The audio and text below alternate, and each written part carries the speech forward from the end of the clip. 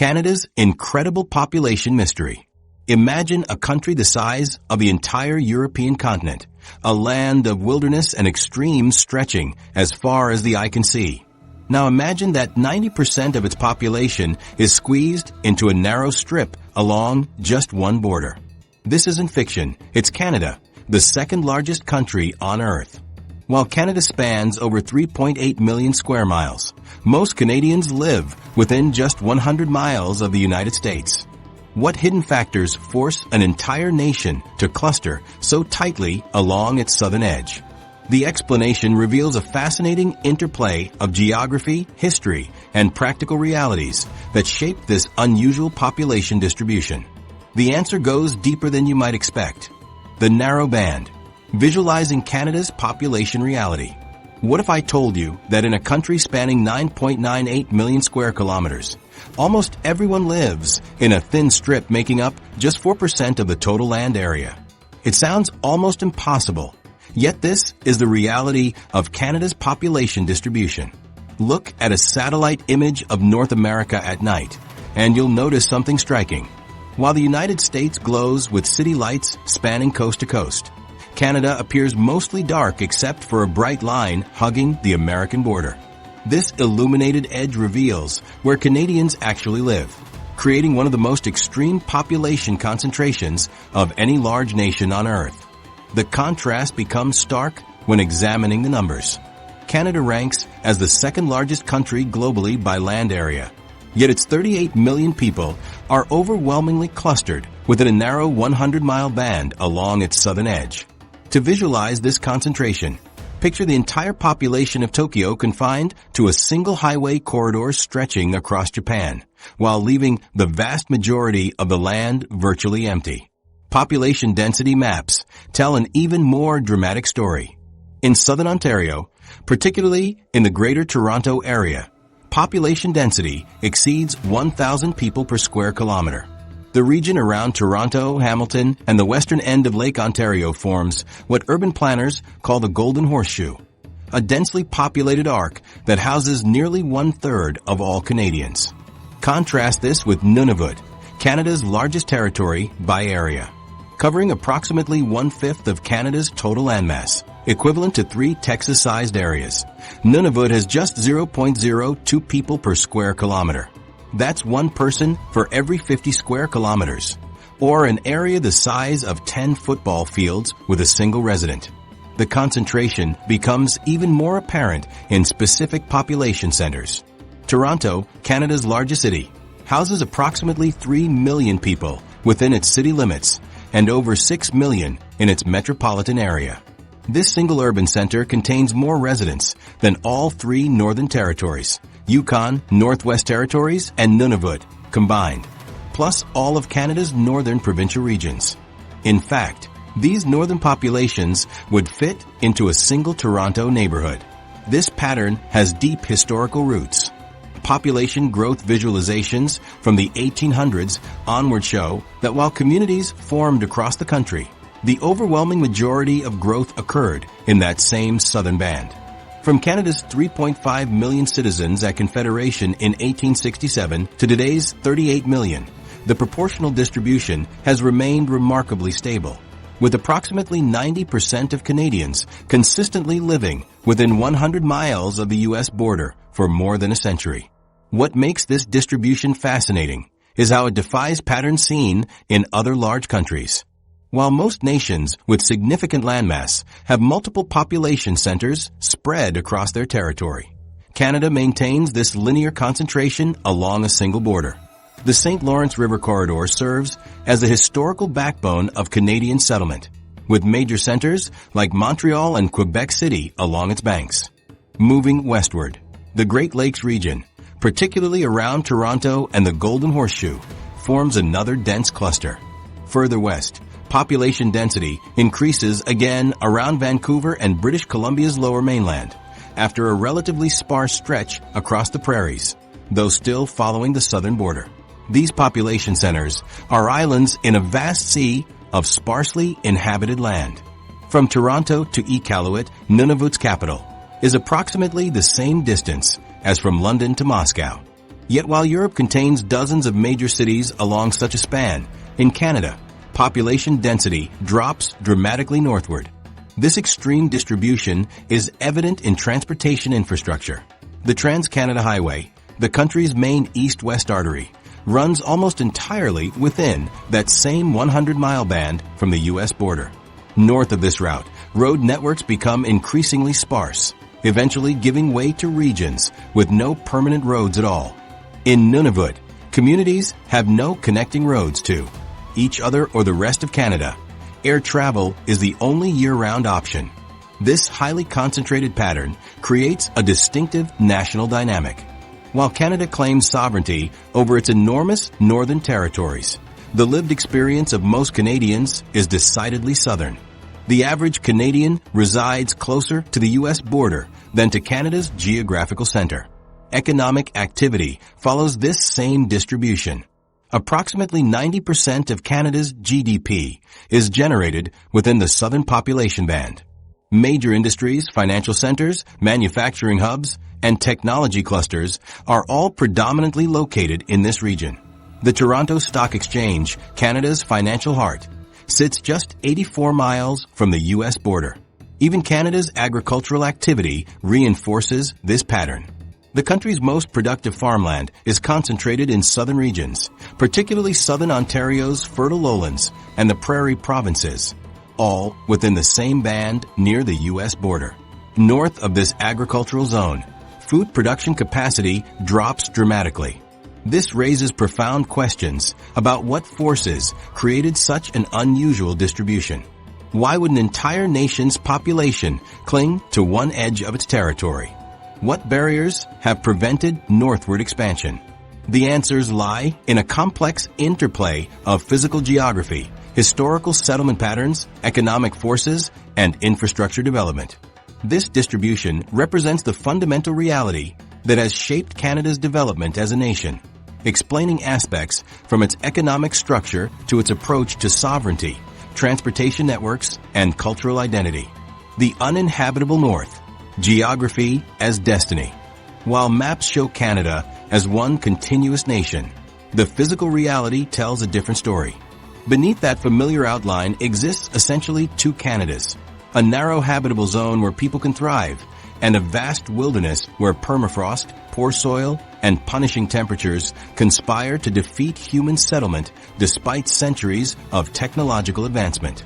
At the heart of this division lies the Canadian Shield, an enormous geological formation covering approximately 8 million square kilometers, roughly 80% of Canada's total landmass.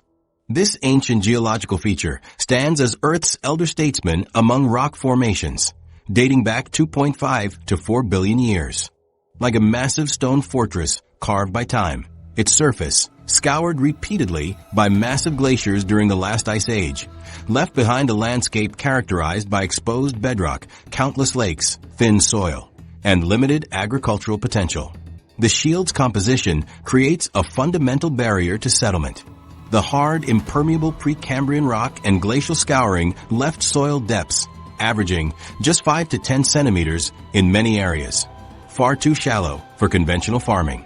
Where soil does accumulate, it's typically acidic and nutrient poor, lacking organic materials needed for agriculture. Imagine a settler's disappointment upon arriving from Europe, having heard tales of Canada's vast open spaces, only to discover that their plow breaks against bedrock just inches below the surface. Many early pioneers abandoned homesteads after exhausting themselves trying to clear fields that would never yield enough to feed their families. This geological reality creates a stark contrast. Stand in the farmlands of southern Ontario with its meter-deep topsoil built up over millennia. Then travel a few hundred kilometers north onto the Shield, and you'll find a landscape where growing anything beyond the most hardy wild plants becomes nearly impossible.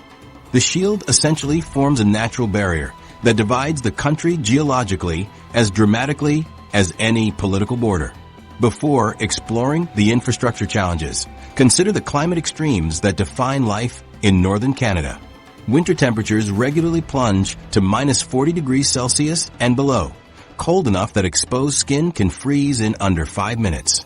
Iqaluit, Nunavut's capital, experiences average January temperatures of minus 27 degrees Celsius, with wind chill factors regularly pushing the felt temperature below minus 50 degrees Celsius. These conditions transform simple tasks into survival challenges. Starting a vehicle, walking to school, or fixing a broken pipe become potentially life-threatening activities without proper preparation. Summer brings a different, but equally challenging condition. The brief thaw transforms much of the northern landscape into boggy, insect-infested terrain. The standing water becomes perfect breeding grounds for mosquitoes and black flies in such remarkable densities that they can actually impair breathing and visibility. Some northern communities report mosquito densities of over 9 million insects per hectare during peak season.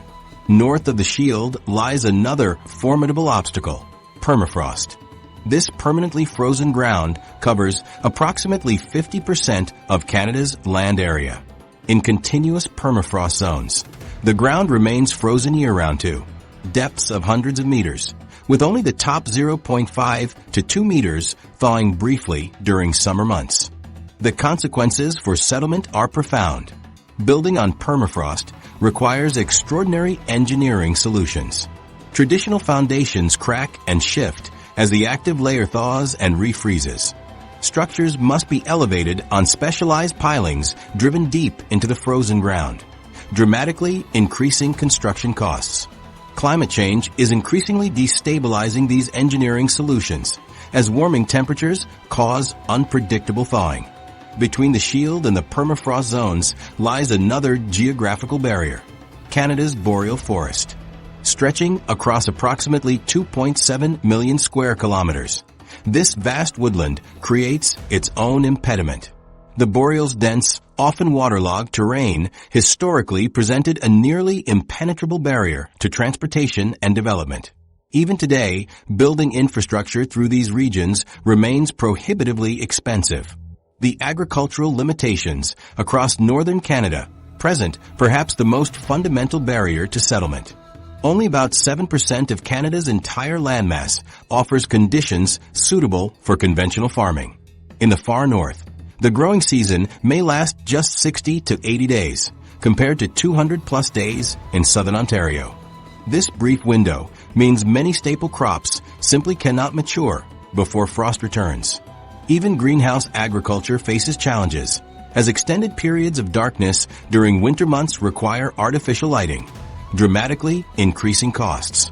Northern communities depend on expensive imported food flown or shipped in at great expense. Infrastructure development across these landscapes encounters economic barriers as substantial as the physical ones. A kilometer of all-weather road constructed on permafrost can cost 5 to 8 times more than in southern Canada. Many northern communities remain accessible only by air or seasonal ice roads that operate for just a few weeks each year. Electricity generation presents similar challenges. Vast distances make connecting to southern power grids prohibitively expensive, forcing reliance on diesel generators. The fuel must be shipped or flown in at enormous expense, resulting in electricity costs up to 10 times higher than in southern urban centers. Water and sewage systems face unique challenges in permafrost regions. Pipes cannot be buried without elaborate heating systems. Many northern communities rely on above-ground utilidors, insulated pipelines that transport water and sewage, adding to infrastructure costs. The per capita cost of providing basic services in northern communities can exceed southern equivalents by an order of magnitude. Communications infrastructure follows the same pattern. Low population density makes extending fiber optic networks economically unfeasible. Satellite internet becomes the only option, with higher costs, lower bandwidth, and greater latency than southern urban centers take for granted. First footprints, Indigenous settlement patterns.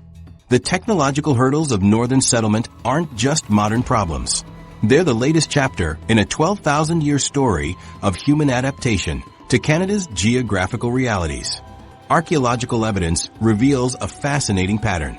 The earliest human inhabitants of what would become Canada already understood which regions could sustain larger populations and which demanded more nomadic lifestyles. Excavations across Canada have uncovered stone tools, dwelling remains, and artifacts dating back to approximately 10,000 BCE, when the last ice age retreated and humans began exploring northward. These early inhabitants concentrated in specific areas based on resource availability, climate conditions, and natural transportation corridors. Indigenous settlement patterns reflected deep understanding of environmental constraints and opportunities. In the far north, Inuit communities developed sophisticated hunting strategies focused on marine mammals. Their seasonal movements followed game migrations across vast territories, with population densities remaining necessarily low due to the Arctic's limited carrying capacity. A typical Inuit winter settlement might house just 20 to 30 people, comparable to a modern extended family gathering, in semi-subterranean dwellings, dispersing during summer hunting. Inuit oral traditions speak of Sedna, the goddess of the sea, whose fingers became the seals and walruses upon which communities depended. This mythology reflects practical knowledge of marine resources that sustained life in a harsh environment where attempting agricultural settlement would have meant starvation. In the subarctic region, Dean, Cree, and other Athabascan-speaking peoples established more complex seasonal rounds.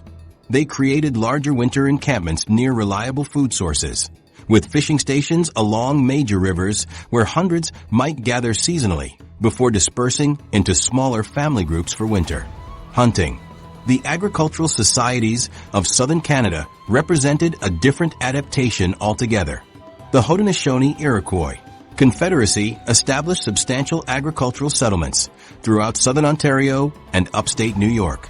The Crawford Lake site excavations reveal sophisticated communities where pollen analysis confirms extensive corn cultivation by the 13th century.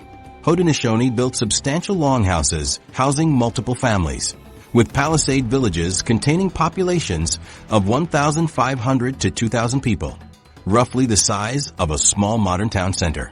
The neighboring Wendat, Huron, developed equally impressive agricultural communities between Lake Simcoe and Georgian Bay, with evidence suggesting a total population approaching 30,000 before European contact. Their Three Sisters agricultural system of corn, beans, and squash perfectly adapted to the region's growing season and soil conditions. This concentration of agricultural societies in southern regions corresponded directly to environmental factors. The frost-free growing season in these areas typically lasted 140 to 160 days, compared to just 80 to 100 days further north. The rich glacial soils of southern Ontario and Quebec provided fertility that the Canadian Shield couldn't match, allowing for population densities up to 20 times higher than in the boreal forest regions. Coastal regions developed distinctive settlement patterns based on marine resources. Pacific Coast First Nations established permanent villages with impressive wooden structures, including longhouses housing hundreds. Archaeological middens on Vancouver Island reach depths of several meters, indicating centuries of continuous habitation. Atlantic Coast Mi'kmaq and Maliseet communities developed seasonal rounds centered on coastal resources during summer and inland hunting during winter. Indigenous trade networks mirrored the same geographical patterns we see today. Major waterways, especially the St. Lawrence and Great Lakes system, served as superhighways for exchange. Copper from Lake Superior mines reached communities thousands of kilometers away, while seashells from the Atlantic appeared in inland settlements throughout the eastern woodlands. The St. Lawrence River formed the backbone of an extensive trade network connecting diverse cultural groups. At Hochelaga, near present-day Montreal, Jacques Cartier encountered a substantial Iroquois settlement housing approximately 1,500 people. This location controlled a critical transportation junction between the Great Lakes and Atlantic regions. This geographical knowledge influenced population distribution dramatically. Pre-contact population densities in southern Ontario reached 8 to 12 people per square kilometer in fertile areas, comparable to parts of contemporary Europe. By contrast, Canadian Shield densities averaged less than 0.1 person per square kilometer. This hundredfold difference demonstrates sophisticated understanding of the landscape's carrying capacity. Indigenous engineering further adapted to local conditions through innovations like stonefish weirs in British Columbia, raised bed agriculture in southern Ontario, and strategically placed buffalo jumps on the prairies. Each represented a specific adaptation to local geographical realities. The archaeological record reveals a remarkable conclusion. Canada's basic population distribution pattern was established thousands of years before European arrival. Indigenous peoples had thoroughly mapped habitable regions, identified optimal settlement locations, established transportation corridors, and developed regionally appropriate subsistence strategies.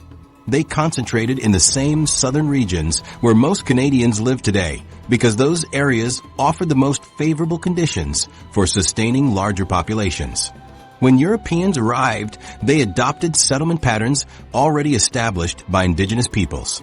The story of the Canadian Mohawk guide who showed early French settlers the optimal portage routes around the Lachine Rapids illustrates how Europeans relied on Indigenous geographical knowledge. French colonists settled along the St. Lawrence because Indigenous communities had already demonstrated its value. English settlements similarly followed existing Indigenous population centers. This Indigenous blueprint for habitation would become the foundation upon which Canada's modern settlement patterns would be built, with newcomers following established knowledge, often acquired through alliance, trade, or conquest. The wisdom of thousands of years of adaptation would guide European settlement strategies, even as the original knowledge holders were increasingly displaced from their lands. Rivers of empire, colonial settlement foundations. Colonial powers didn't just adopt Indigenous settlement patterns. They institutionalized them through systems of land distribution that still shape Canada's population today. When French explorers first navigated the St. Lawrence in the early 1600s, they weren't simply seeking adventure. They were following specific economic and strategic imperatives that would determine where Europeans would establish permanent footholds in North America. Samuel de Champlain founded Quebec City in 1608 at a strategic narrows of the St. Lawrence, where the river could be controlled. This calculated decision established a defensible position on an existing trade route. The initial French colonies functioned primarily as trading posts designed to extract wealth through the fur trade, particularly beaver, pelts highly valued in European markets. For decades, French presence in New France remained limited to trading posts along waterways. Indigenous partners performed much of the trapping work, traveling vast distances to bring furs to French merchants. This created a settlement pattern distinct from the agricultural focus of British colonies to the south. Then came the seigneurial system in 1627, a pivotal development when the Crown realized resource extraction alone couldn't sustain the colony. This feudal model, adapted from France to North American geography, transformed settlement patterns permanently. Land grants called seigneuries were distributed along the St. Lawrence River and its tributaries as narrow rectangles stretching back from the riverbank. This distinctive shape served practical purposes, providing farmers river access for transportation, allowing dense settlement along waterways, and facilitating communication between neighbors. The legacy of this system remains visible in satellite imagery today. From above, these long, narrow farm plots extend from the St. Lawrence like ribs from a spine, a landscape tattoo of colonial policy. More importantly, this system concentrated population along the river corridor rather than dispersing it inland. By 1760, when British forces captured Quebec during the 7 Years' War, approximately 70,000 French settlers had established themselves primarily along the St. Lawrence River. The 1763 Treaty of Paris transferred New France to British control, but the settlement pattern was irreversibly established. In response, British colonial authorities preserved these settlement patterns rather than attempting drastic changes.